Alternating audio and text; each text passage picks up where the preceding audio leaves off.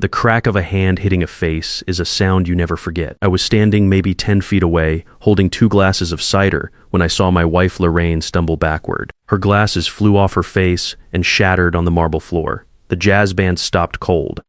400 people went silent all at once, like someone had cut the power to the whole room. My name is Walter Harmon. I'm 75 years old. I built one of the largest private commercial real estate companies in Atlanta, starting from nothing with my own 2 hands. I was pouring concrete in the Georgia heat when most men my age were finishing college. Lorraine was right there beside me the whole way, packing my lunch when we couldn't afford a restaurant meal, sitting next to me in the boardroom when we signed our first $1 million deal. Nobody had ever raised a hand to her in 50 years of marriage. Not until that night. The woman who did it was Renata Ashford, 26 years old. She had just married my son Carlton 45 minutes earlier in front of everyone we knew. She stood over Lorraine with her arms crossed and said it loud enough for the whole room to hear, "Get out of here, old woman. Nobody wants you here. You are ruining my perfect day." Then she looked around at her guests like she was waiting for applause. Renata came from a Charleston family that called themselves Old Money. What they actually were was old debt dressed up in a nice address and a lot of attitude. She believed she was doing Carlton a favor by marrying him, that she was bringing real class into our family. She had done her research on us, or thought she had. She knew I started out as a blue-collar contractor. She figured I was a lucky retiree with a few modest investments and a son she could leverage. What she didn't know was that the venue she had picked for her wedding, the $5,000 a night luxury estate she had insisted on, because it was the most exclusive property in the state, was owned by a shell company registered entirely in my name. She had walked into my house to disrespect my wife. I looked over at Carlton. He was standing less than 3 feet away from the woman who had just hit his mother. I had carried that boy on my shoulders. I had worked triple shifts, so he'd never have to know what it felt like to go without. I gave him the best schools, the best connections, everything I never had, and I stood there waiting for him to do something, anything, step between them, grab her arm, say one word. He looked down at his shoes. His knuckles went white around his champagne glass. He never lifted his head. That was the moment, right there. 28 years of being his father burned down to ash in about 10 seconds. I didn't shout. I didn't go after anyone. Men who build things from the ground up don't throw tantrums in public.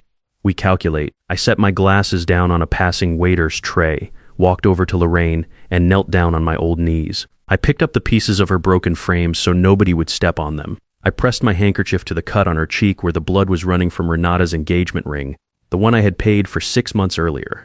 Lorraine looked at me, completely calm. After 50 years together, she already knew what I was thinking. She put her hand over mine and nodded once. That was enough. I stood up, looked Renata dead in the eye, and pulled out my phone. I dialed one number. My wealth manager picked up on the first ring. I said 3 words. Execute Directive 0. Renata let out a little laugh. She thought I was calling a cab. 10 seconds later, every door in the ballroom locked shut from the outside. The lights cut out completely. When the emergency lighting kicked back on, it wasn't the warm glow of the crystal chandeliers. It was harsh, industrial, the kind of light you see in a loading dock. The room looked completely different. So did the people in it.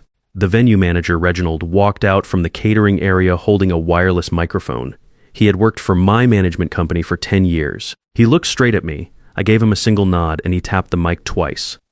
"Ladies and gentlemen," he said, no emotion at all in his voice. "Due to an immediate and total payment failure, all services for this event have been legally terminated. This property is now closed. You have 10 minutes to vacate the premises before local authorities arrive to process anyone remaining for criminal trespassing." The room went from silent to chaos in about 3 seconds. Women in diamonds shrieking, men in custom suits shouting at the staff, Renata standing in the middle of the dance floor with her jaw practically on the marble, spinning around trying to figure out what just happened. Carlton pulled out his phone, no signal. The venue ran signal jammers for high-security corporate events, and Directive 0 had activated every one of them. He was looking at his wallet, and I think somewhere in that moment he finally understood. Every card in there was connected to money I had built, and I had just shut all of it down. Lorraine and I didn't go home that night. I had my driver take us straight to Emory University Hospital. Not just to treat the cut on her face, I needed documentation. In Georgia, striking a 74-year-old woman isn't simple battery, it's elder abuse, it's a felony. A certified emergency room report with photographs and a doctor's signature is something no amount of old money can make disappear. The nurses took us straight into a private room when they saw the blood on Lorraine's face. A young doctor came in, cleaned the wound, and asked what happened. I didn't soften anything. I told him exactly what occurred, gave him Renata's full name, and described the circumstances clearly so he could write it all down in the official chart. A forensic nurse photographed the laceration from multiple angles. Every flash of that camera was another piece of evidence locked into the legal record before Renata's family even had a chance to call a lawyer.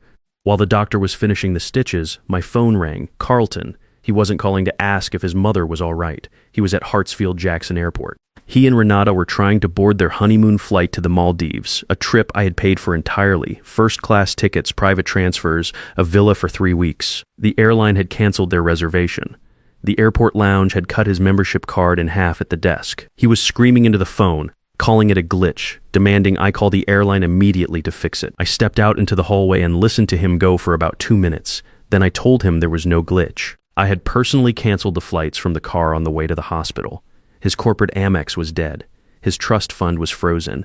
Every account he had access to had been shut down. The moment he stood there and watched his mother bleed without saying one word, he stopped being part of this family. People who aren't part of my family don't spend my money. He told me I was being unreasonable. He called what happened to his mother a stupid argument. Then he threatened me, said he didn't need me, said they'd take a ride share back to his penthouse and figure everything out in the morning. I didn't tell him the penthouse was registered under my real estate portfolio. I didn't tell him the biometric codes had already been changed. I just ended the call and blocked his number. I walked back into the exam room and sat with Lorraine while the doctor finished. She looked at me and I nodded once. She understood. The cord had been cut. By 2 a.m, Renata had posted a video online. She and Carlton had been locked out of the penthouse exactly like I knew they would be, and they were stuck in a rundown motel off the interstate. She was sitting on the edge of the bed with her mascara smudged just right, voice perfectly shaky, telling her followers that Lorraine had attacked her. She used every piece of coded language designed to make my wife sound like the aggressor. Said our family was hostile, said she had acted in pure self-defense, said the entire night had been a violent nightmare orchestrated against her. Within an hour, the video had millions of views. The comment section was vicious. Strangers calling Lorraine names I won't repeat here, calling for charges to be filed against an elderly woman who had done nothing wrong. Then I saw Carlton's comment. Pinned at the top, verified account, public, for everyone to see, he wrote that he stood by his wife. That no one should have to endure what she suffered on her wedding day.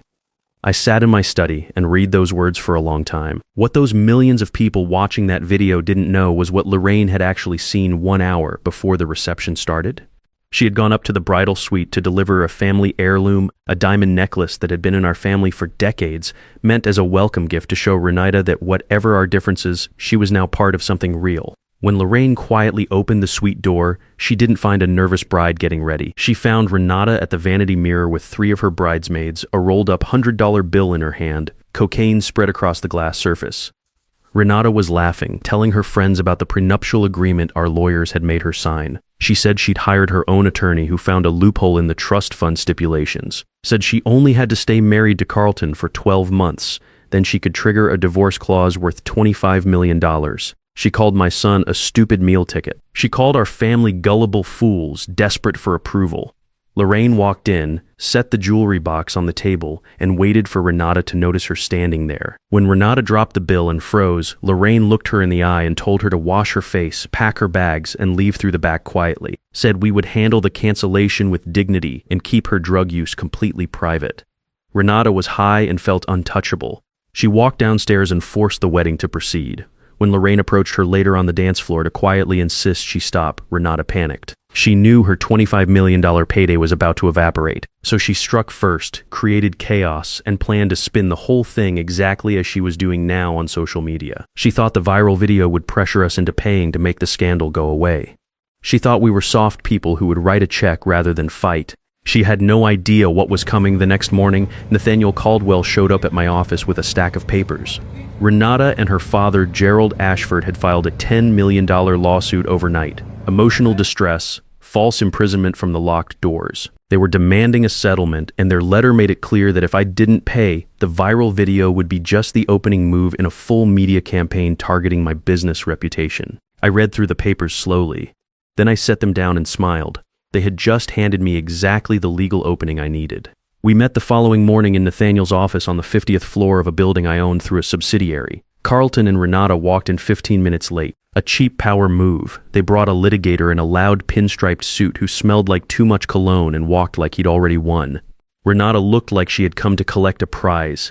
She sat down across from me, crossed her legs, and told my lawyer she was willing to make the whole situation go away if we simply agreed to release Carlton's inheritance. She wanted $10 million taken out as a personal settlement for her suffering. The remaining $40 million would go into a joint account for her and Carlton to start their new life.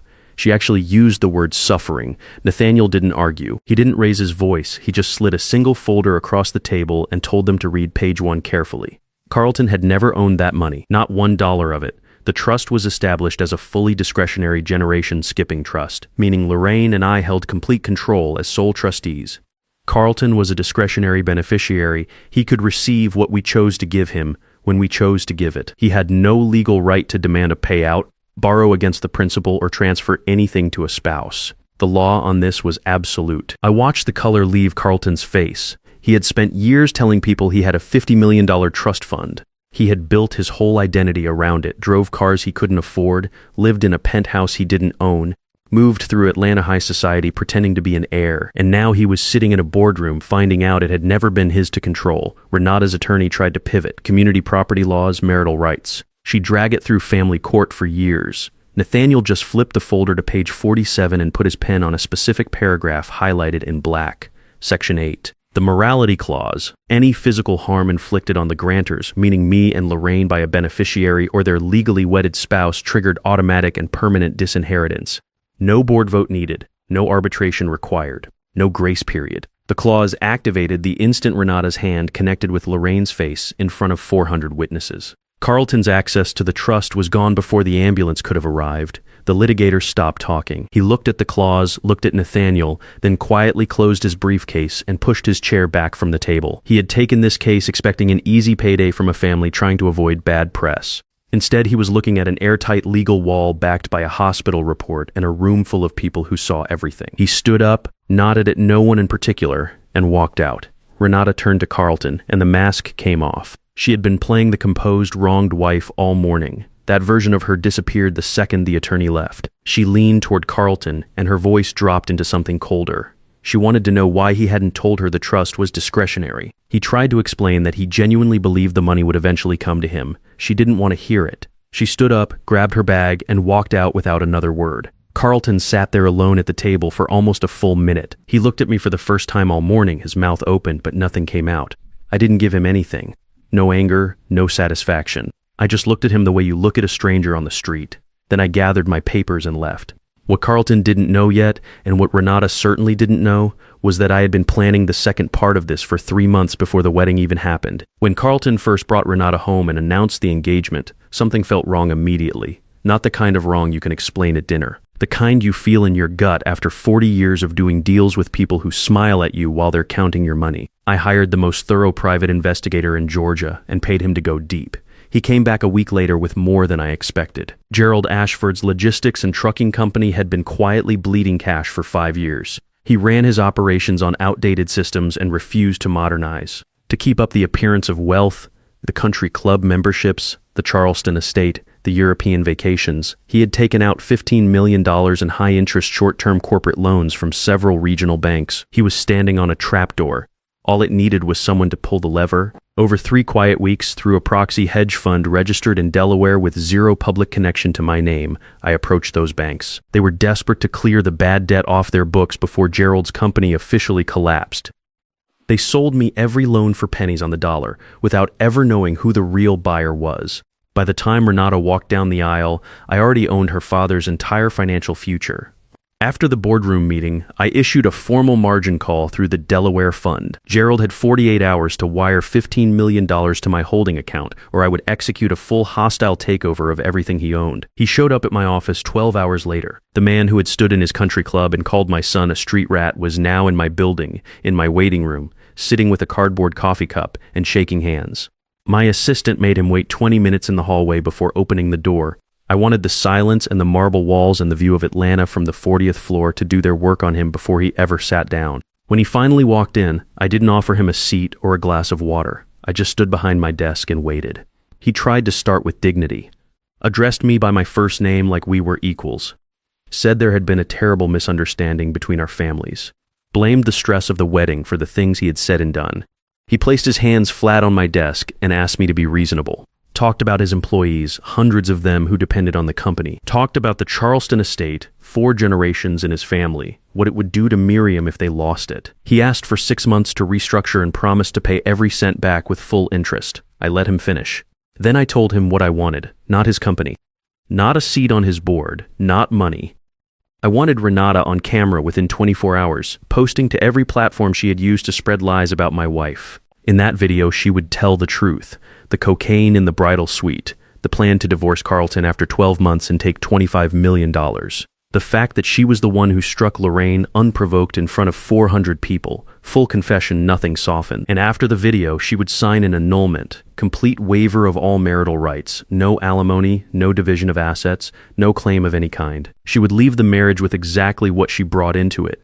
Do that, and I would restructure his $15 million debt into a manageable 10-year payment plan. He keeps the company, he keeps the mansion. Gerald didn't argue. He didn't try to negotiate a single word. He picked up the annulment papers with both hands and walked out of my office faster than he walked in. While Gerald was on his way to deliver that ultimatum to his daughter, Renata had already made her next move. She walked into a police precinct and filed a sworn statement claiming I had sent armed men to threaten her at the motel. She figured if she could get me arrested, I would settle immediately to avoid a criminal case. 2 plainclothes detectives showed up at my gate that evening. I invited them in, offered coffee, sat them down in my study, and showed them everything. The footage was from military-grade 4K cameras installed across every property I own. The bridal suite feed was perfectly clear. You could hear every word Renata said to her bridesmaids. You could see the cocaine on the mirror, the rolled-up bill in her hand, hear her laughing about the fraud, hear her call Carlton a meal ticket. Then the ballroom feed showed Lorraine walking calmly toward the dance floor, and Renata crossing the room with clear intent, and the strike itself captured from 4 angles simultaneously. And then just seconds after it happened, the enhanced audio picked up Renata, leaning toward her mother Miriam and whispering that she was going to tell the police Lorraine attacked her first so they could sue for millions. The older detective set down his coffee cup and asked if he could take the USB drive as state evidence. I told him to keep it. 20 minutes after they left my study, a district court judge had signed an emergency arrest warrant. They found Renata at the Piedmont Elite Country Club, sitting at a shaded table on the outdoor terrace during the lunch rush, surrounded by her friends. She was in full performance mode, dabbing her eyes, telling the story of her ruined wedding to a captive audience of people who believed every word. She had a mimosa in her hand and the look of someone who thought she was completely untouchable. She saw the detectives come through the mahogany doors and actually smiled. She stood up, smoothed her dress, and extended her hand toward them, assuming they had come to tell her I was in custody. The older detective didn't take her hand. He asked her to confirm her full name. When she did, he unclipped the handcuffs from his belt. The sound of that metal in the quiet of the terrace made every conversation stop. He read the charges out loud, one at a time, in a voice that carried across every table on the terrace. Felony elder abuse, filing a false police report, perjury, possession of a Schedule I narcotic. Renata started shaking her head before he finished the first charge. By the third one, she was grabbing the edge of the table. By the fourth, she was screaming. Not the delicate tears she had used in her social media video. This was something raw and ugly and completely out of control. Her friends pushed their chairs back. Nobody reached for her. Nobody said a word. The detectives pulled her arms behind her back, locked the cuffs, and walked her straight through the center of that terrace in front of every person she had been performing for. Her heels scraped against the stone. Her hair came loose. The expensive dress she had worn to project invincibility was twisted and wrinkled by the time they got her through the front doors. Carlton was standing in the parking lot. He had come to beg her to take him back. He watched them push her into the back of an unmarked cruiser and drive away. He stood there alone on the asphalt holding her designer purse, which one of her friends had shoved into his chest without a word on the way out. The phone inside the purse was unlocked, and the messages on the screen were from a man named Broderick Langley. Carlton scrolled through those messages standing in a parking lot in the Atlanta heat, alone, holding his ex-wife's purse like a man who had just woken up from a long sleep and didn't recognize where he was. Broderick Langley was one of the groomsmen from the wedding.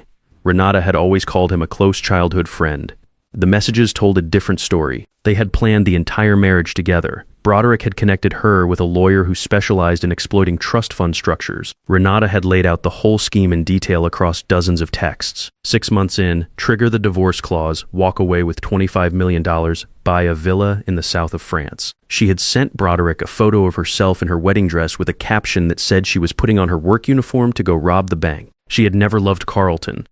Not for a single day. She could barely stand to be around him. She said so plainly in her own words in message after message going back months before the engagement. Carlton stood in that parking lot and read every one of them. I know what happened next because his old college friend was with him. A man named Marcus, someone Carlton had completely cut off because Renata decided he wasn't the right kind of person for their social circle.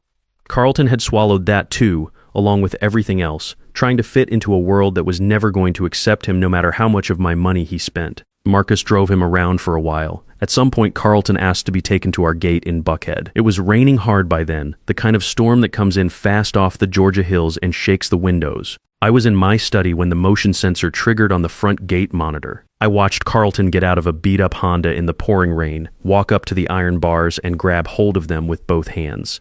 He looked up at the camera. He knew I was watching. He talked for a while, told me he had seen the messages, told me he finally understood what Renata had been from the beginning, said he was sorry for what happened in the ballroom, that he had frozen, that he didn't know what to do. He dropped to his knees on the wet asphalt and asked me to open the gate. Lorraine came into the study quietly while he was still talking. She stood behind my chair and looked at the screen. She didn't ask me to press the button. She put her hands on my shoulders and stood there with me. I pressed the intercom. I told him that an apology that only comes after losing everything is not really an apology. I told him that figuring out Renata was a fraud only after she got arrested didn't make him a victim. It just meant he had been a willing fool. I told him that a man who watches his mother bleed and says nothing is no son of mine. Then I said, "Walk away." I cut the feed. Lorraine leaned down and put her hand over mine without saying a word. We sat there together in the quiet while the rain came down outside. The 48-hour deadline on Gerald's margin call expired the next morning with nothing transferred. I authorized Nathaniel to begin the takeover immediately. By noon, Gerald's company was under new ownership. By late afternoon, the sheriff had served eviction papers at the Charleston estate. Gerald and Miriam were photographed loading trash bags into a rental car and driving out of the state before federal investigators arrived with warrants. The forensic accountants I had sent into Gerald's company during the takeover had found 5 years of tax evasion and offshore accounts. I handed all of it to the federal authorities the same day. The Charleston estate was transferred to a nonprofit before sunset. Today, it houses a community center for at-risk youth in the city. The grand ballroom where Gerald used to host his country club crowd is a computer lab for teenagers. The garden is a greenhouse. His family's name has been removed from the property permanently. 3 months later, the trial lasted 2 days. The jury came back in under 2 hours, guilty on all 4 counts. The judge sentenced Renata to 3 years in state prison without the possibility of early parole. When the bailiffs put the cuffs on her, she screamed for Gerald to come save her. The benches behind the defense table were completely empty. He was already gone. Lorraine and I walked out of that courthouse and went home. 6 months have passed. We sit on the porch most afternoons now. The magnolias are in bloom. The estate is quiet in a way that only comes after something has been resolved completely. We rewrote our entire legacy. Every asset goes into a charitable blind trust when we're gone. Full scholarships for underprivileged black students across Georgia. 0-interest startup loans for minority entrepreneurs building something from nothing. The same way Lorraine and I once did. Our money will build futures instead of funding entitlement. Last week, a delivery truck came up the drive and stopped at the gate. Carlton stepped out in a faded work uniform and steel-toed boots worn down from real use. He carried a package to the stone pillar, set it down, looked up at the camera, and gave one slow nod. No begging, no performance. Then he walked back to the truck and drove away to finish his route. I didn't open the gate, but I didn't look away either. I watched until the truck was gone. Stripping away everything I had given him was the hardest decision I ever made as a father. I still believe it was the only honest thing left I could do for him. He's out there now learning what $1 actually costs. Learning what it means to earn something instead of inherit it. That's not punishment. That's the only education that was ever going to stick. If you've been sitting on disrespect inside your own family, waiting for the right moment to say something or do something, I want you to hear this clearly. You're not obligated to keep funding the people who treat you like a resource. Blood is biology. Loyalty is a choice. And peace built on your own silence is just a slow drain on everything you work to build. Respect has to mean something. If it doesn't cost anyone anything to take it from you, they will keep taking it. If this story hit close to home, share it with someone who needed to hear it. Drop a comment and tell me where you're listening from. And if you believe that dignity is worth protecting no matter who's asking you to give it up, hit that subscribe button. There are more stories coming, and every one of them is about people who decided they were done being quiet.